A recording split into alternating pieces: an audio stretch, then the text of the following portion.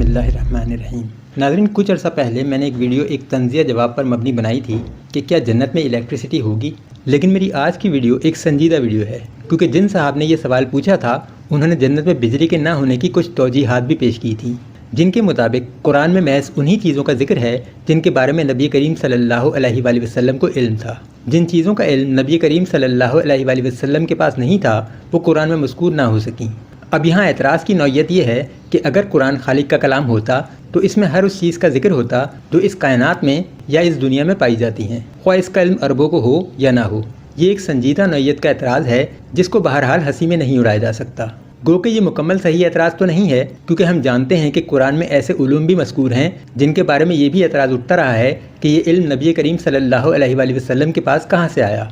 इस मौजू पर तो मेरी बहुत सी वीडियोस हैं कि कुरान ऐसे इसरार और रुमूज़ से भरा पड़ा है जिनका इल्म बगैर किसी साइंसी रिसर्च के 1400 साल पहले किसी भी इंसान के पास होना नामुमकिन था। मसलन आसमान में ओलों के पहाड़ से मुतालिक मैंने ये समझाया था कि इस मुतालिक कोई भी इल्म बगैर हवाई जहाज़ की इजाद की हासिल करना नामुमकिन था। फिर कुरान समुंदर की गहराई में मुकम्मल तारीकों को मिसाल बनाकर पेश करता है। इस पर भी मुकम्मल वीडियो में बना चुका हूँ कि किसी भी इंसान के लिए आज से 1400 साल पहले तो क्या आज से 200 साल पहले तक भी ये जानना नामुमकिन था कि समुंदर की तह मुकम्मल तारीख होती है। सो कुरान के मुतालिक ये दावा ही गलत है कि इसे कोई इंसान लिख सकता है।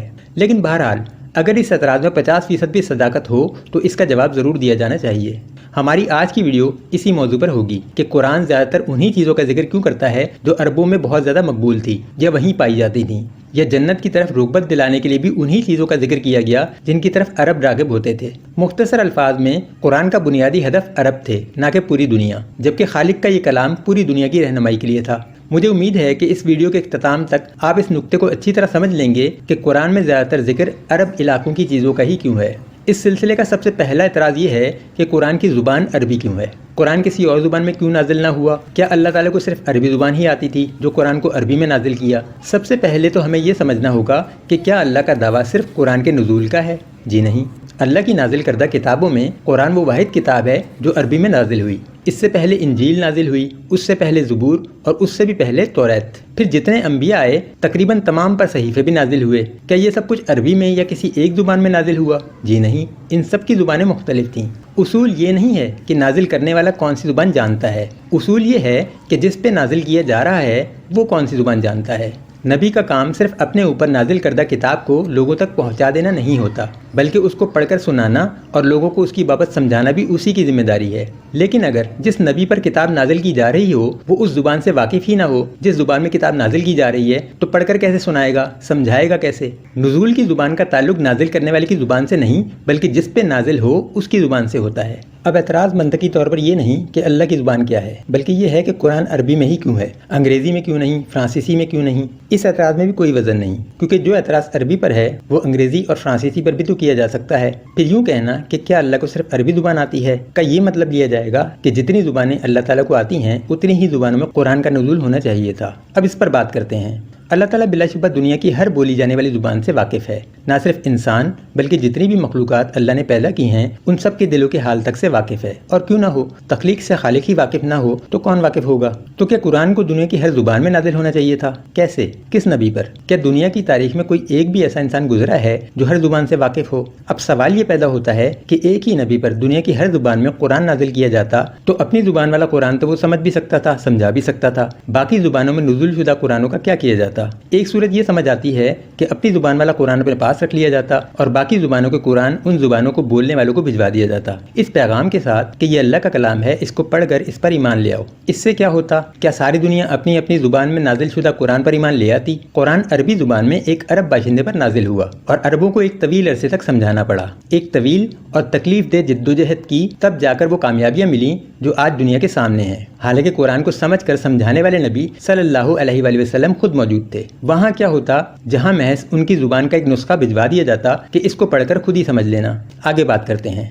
एक सूरत ये भी है कि नबी भी एक ना होता बल्कि हर ज़ुबान का कुरान हर ज़ुबान बोलने वाले अलग अलग शख्स पर नाजिल किया जाता ताकि इख्तिलाफ की गुंजाइश ही ना होती। لیکن यहाँ सवाल ये है कि जो कुतुब इससे पहले नाजिल हो चुकी, जो मुख्तलिफ ज़ुबानों में मुख्तलिफ कौमों के मुख्तलिफ अंबिया पर नाजिल हुई, उनमें और मुसलमानों में क्या इख्तलाफ नहीं है? बुनियादी पैगाम तो हर किताब का एक ही है। आज तो सूरत हाल ये है कि मुसलमान एक अल्लाह, एक कुरान और एक रसूल के नाम पर इकट्ठे हो जाते हैं, मगर उस सूरत में एक दूसरे खित्ते में बसने वाले अहले कुरान में आपस में वही फ़र्क होता जो ईसाइयों में और मुसलमानों में है, या जो यहूदियों में और मुसलमानों में है। फिर यकजहती या इत्तेहाद किस बात पर होता? कुरान अलग, नबी अलग, खाना काबा भी सबके अलग अलग होते। हम मक्का क्यों जाते? मक्का की तरफ रुख करके नमाज क्यों पढ़ते? उर्दू बोलने वालों का काबा कराची में होता और पंजाबी बोलने वालों का लाहौर में। बिलाशुबा इस वक्त दुनिया में फ़िरकावारियत है। हम में हनफी भी हैं, शाफी भी हैं, मालिकी भी हैं, हम्बली भी हैं, देवबंदी भी हैं, बरेलवी भी हैं, अहले हदीस भी हैं। मगर उस सूरत में क्या होता कि मैं पंजाबी मुसलमान हूँ या पठान मुसलमान या गुजराती मुसलमान या अंग्रेज़ मुसलमान। लिहाजा जो बेहतरीन सूरत मुमकिन थी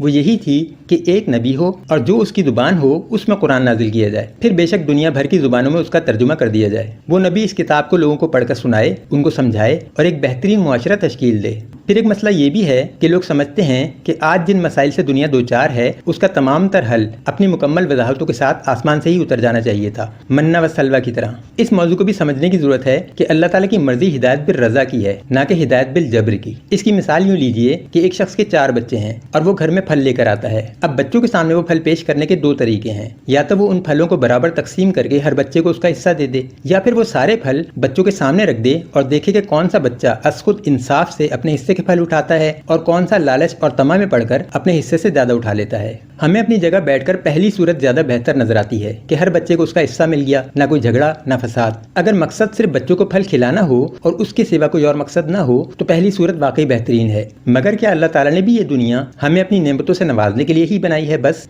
कोई और मकसद नहीं इसका। दूसरी सूरत इख्तियार करने का फायदा ये है कि हर बच्चे की नफ्सियात ना सिर्फ पता चल जाएगी बल्कि उसके खिलाफ उसको समझाने या सजा देने की खातिर आपके पास एक वजह, एक सबूत होगा। शायद आपको इस तजर्बे के बगैर भी अंदाजा हो कि आपका कौन सा बच्चा लालच और तमा का शिकार है। लेकिन अगर आप सारी जिंदगी पहली सूरत इख्तियार किए रखें तो सजा देना तो दूर, आप उसको समझा भी नहीं सकते, उसको राह रास्त पर ला ही नहीं सकते। वह एतराज कर देगा कि मैंने किया क्या है, मेरा कसूर क्या है, जो फल मेरे हिस्से के आप मुझे देते हो वही तो खाता हूँ, इसमें लालच कहाँ है? अल्लाह ताला ने ये दुनिया आजमाइश की खातिर बनाई है, इसलिए मुमकिन है कि अल्लाह ताला की बहुत सी ऐसी पॉलिसीज हों जिनसे हमें इख्तलाफ हो, हमें लगे कि ये हमारे लिए ठीक नहीं, मगर अल्लाह को ज्यादा पता है कि इसने ये दुनिया क्यों बनाई है। इंसान आपस में तफरीक करेगा, फसाद फैलाएगा, ज्यादा से ज्यादा क्या कर लेगा? एक इंसान दूसरे इंसान को कत्ल कर डालेगा। अल्लाह को पता है कि अल्लाह दोबारा जिंदा करने पर कादिर है, लिहाजा वो नुकसान जिसको हम नुकसान समझते हैं वो अल्लाह के लिए कोई अहमियत ही नहीं रखता, सिवाय इसके कि इससे 2 इंसान कातिल और मकतूल आजमा लिए जाएंगे।